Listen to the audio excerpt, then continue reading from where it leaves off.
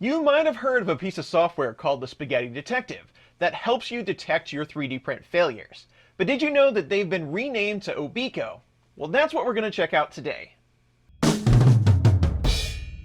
Hello everyone, Chris here, and I got the chance to catch up with Ken at Obico at MRF 2022. He told me about the name change from Spaghetti Detective, all the new features that they've implemented, and the new free tier that they have available for using their service. Now, Spaghetti Detective has always been focused at what we like to call the spaghetti monster. That's when your 3D print detaches from the bed and your 3D printer continues to kick out loose filament all over the place. And anyone that has had that happen knows that sometimes that can cause real problems. So this tool should be able to step in, detect that condition, and stop the print, hopefully saving your 3D printer. Now, I thought it would be a great time to take a look at this software once again, because on top of everything that it does support Klipper. So I definitely want to get that all set up and give it a try on our Ender 3 V2. Now, it is pretty straightforward, but you do have some commands you have to enter, and we should go ahead and test it out. So let's go ahead, jump on in, get everything set up, and we'll see if we can get a few spaghetti monsters detected by the end of the video. And if we just take a look at the Obico site, you can kind of get a feel for the products they offer and the direction that they're going in with all of these. They have things you can use on your phone, you can use it from your desktop. They also have options that you could host your own server for this service in-house if you'd like. But the main feature that we're interested in today is Obico for Klipper. They do have a very quick guide here on how to get everything installed and what you can expect. We'll walk through all of those steps, but I think it's also important that we take a look at pricing. You can see on the free tier you get a lot of the features that are less intensive on resources. This is because this is all living on the cloud and they have to pay for those cloud services. You can step up to the Pro for only $4 a month if you wish, and you can add additional printers. So basically the biggest ones that are impacted are your web streaming. You're not going to get as many frames as you would for the paid for version, how many detections that you get, 10 versus 50, and your tunneling option. Now, tunneling is only available for Octoprint. With Klipper, you're still going to be able to use things as you normally would, but with the tunneling feature, you can use Octoprint no matter where you are, just like you could inside your own home. And we'll see more about that feature as we get it installed. But just be aware, these are the kind of features you're going to get with free versus Pro, and Pro is pretty affordable. Now, I think it's important to note that you do get remote monitoring with Obico. Now, it's a little different between the free tier and the Pro tier, but you also get this failure detection. So if you're going for one feature or the other, you get them both in one package. You do have other options for remote support for Octoprint, but this is the only one that I found so far for Klipper. So take that into account when you're trying to figure out which software you want to go with. It's also important to note that I'm assuming you already have Klipper up and running on your printer with either Mainsail, Fluid, or Octoprint. We're just adding this as a bonus add-on. If you need to know how to do any of that, there will be links in the description below. Today we will be using our Ender 3 with our Raspberry Pi 4 that already has Mainsail and Klipper installed. So we'll need to run a couple of commands via the shell. So I'm going to use the putty tool, and we'll just head to mainsail.local. We can log in, and we want to make sure that in our home directory, I am using the user Pi. That's just the one I chose to set up during install. But to make sure you're there, you can do a cd space tilde. You should be in that directory by default. And then we're going to do a git clone to grab the Spaghetti Detective, or Obico. Git clone, https, github.com, the Spaghetti Detective, moonraker-obico.git. Once that download is complete, we can take a look at our directories. We should have Moonraker Obico. So we can change directory into Moonraker Obico. Take a look in here, and we'll have an install shell script. So then you'll do /install.sh. It is using the root account, so sudo. You just need to re-enter your root password. It's going to do an apt update and app upgrade, so it's going to take just a little bit, depending on the last time you've performed that. Now, partway through the install, if you have used Mainsail or Fluid to get your Klipper install up and running, it's going to be able to detect that. And it has for our install. We are running Mainsail, so we'll just go ahead and give it a Y. If you have a more custom setup, you might have to go through some extra steps to get this up and running. Next, you're going to have to tell it what Obico server you'd like to use. Remember, you can run your own in-house if you prefer, but the default is just the Obico cloud, so app.obico.io. So we'll just hit enter. Now we have to set up our account with Obico so that we can get our verification code. So we can leave here, go to the browser, and we'll come back. So at this point, you can either choose to use the web app, like we're going to do here in the browser, or use the mobile app. I think the web app is just easier for me to show you. They function pretty much the same way, but know that you have that choice. So we're just going to head over to the sign up page. I know I have an account already, but I probably don't remember what those credentials are. It has been a while. But you can either choose to sign up or sign in. Now we need to launch the Link Printer Wizard. And again, we are going with Klipper. We've already run our commands, so we can go ahead and hit next. And here's our code. So we can copy that back to SSH, and we'll paste it in right here. Remember the putty tool? You just right-click to paste. And we'll hit enter. We have successfully linked up Mainsail and a Raspberry Pi with the Obico server. And I'm going to go ahead and opt in for bug reporting, just to help out the project. So we'll hit yes. And we're all set up. If you'd like to remove it, they do give you some commands here where you can use that same shell script with a -u to uninstall if you wish.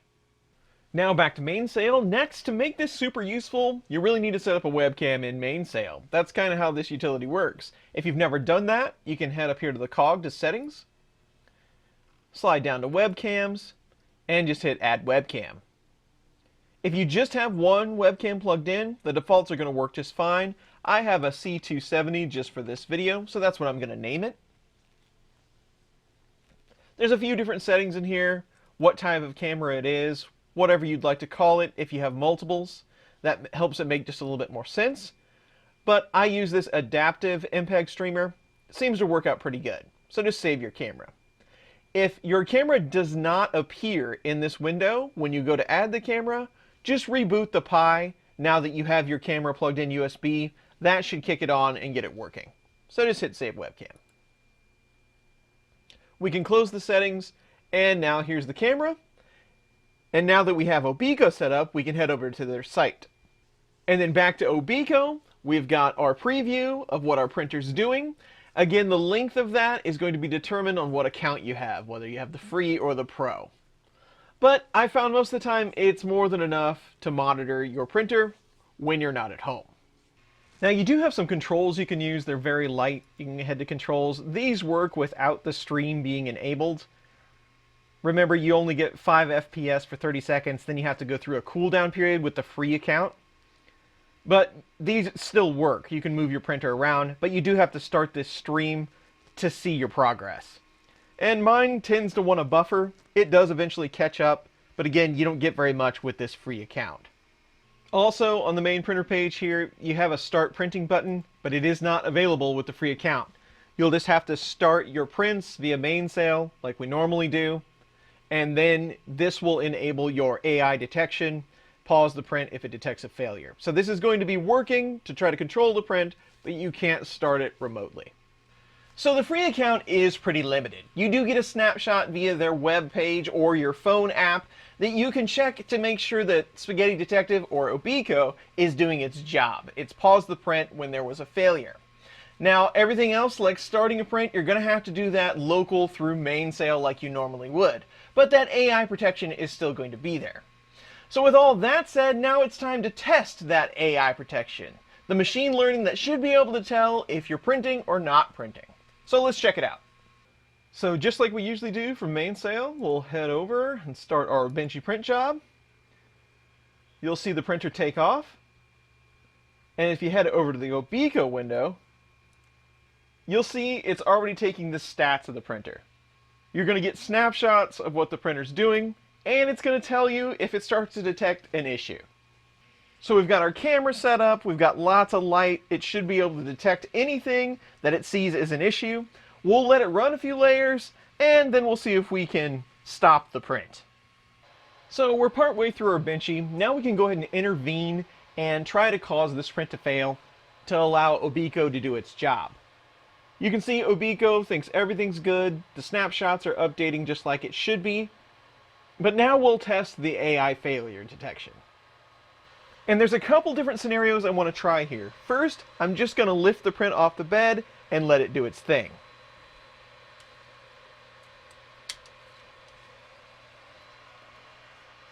The print is completely unstuck, but you can see the printer is still able to put filament down on top of it.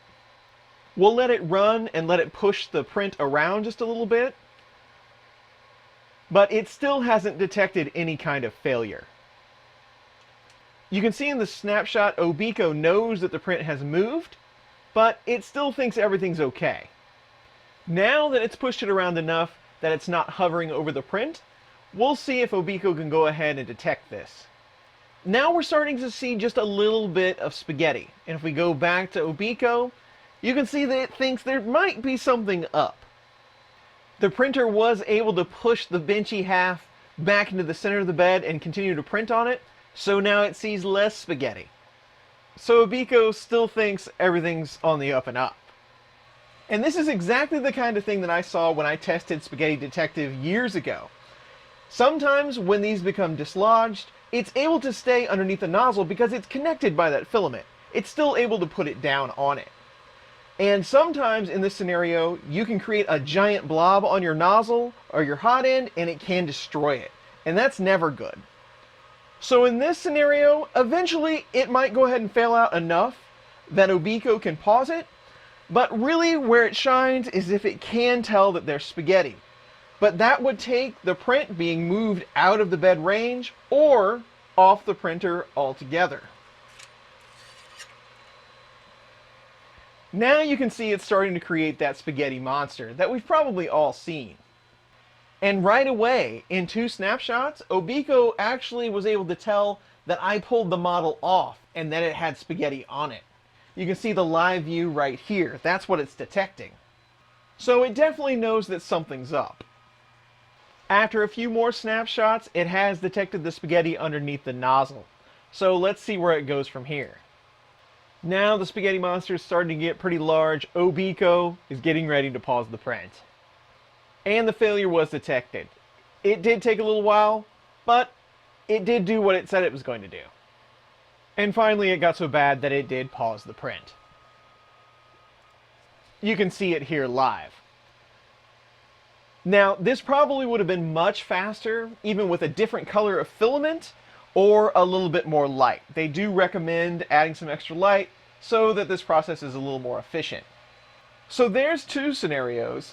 But let's move on to another one that sometimes I have problems with.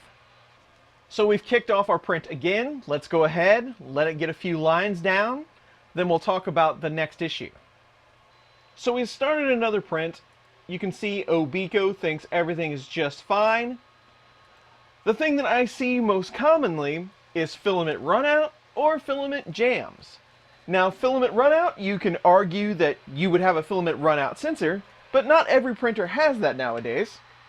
But filament jam, there's not a lot of sensors out there that can detect that. There are a few, but they're not very common on 3D printers. So what happens if we just cut the filament? This would simulate filament runout or filament jam. So right now we're just printing air. There's a few little scraps on top of the benchy where it tried to finish up the print, but it's going to continue without any filament. So let's just let it run for a little bit and see what Obico has to say about it. So we've been printing for a little while. You can definitely tell that the printer is printing in mid-air. And if we take a look at Obico, some of those snapshots, you can tell there is space in between the printed model and the nozzle. So it should be able to see that as well. But remember, this detection is only for that spaghetti monster. It's looking for those strands, trying to figure out if the print has failed. So it's not going to help you in this scenario. You're going to have to go back to having that filament sensor to get you out of this kind of thing. And jams, again, there are sensors that you can get, but you don't see them a lot on these 3D printers stock. You would have to add it yourself. And remember, even if the AI failure detection isn't floating your boat, this does offer a lot of remote features. Even on the free version, you get time lapses, and if we check out preferences, by default, you get a handful of notification options. I just have email set up on mine, but that's how I have all of these set up. So I get an email when something happens to the print. And if you go to the Pro version, you get even more options, as well as that remote G-code support in the Pro version. And you can add multiple printers. And the pricing starts at $4 a month. And as I said before, the biggest reason why you might want to try out Obico is because it works directly with Klipper, no matter if you're using Mainsail, Fluid, or Octoprint. So if you need this feature set, remote monitoring, and you want to give that AI function a try, it might be worth your time to check it out. After all, you do have an option that's completely free. So hopefully you found this helpful. That is it for today, and I'll see you really soon on the next one.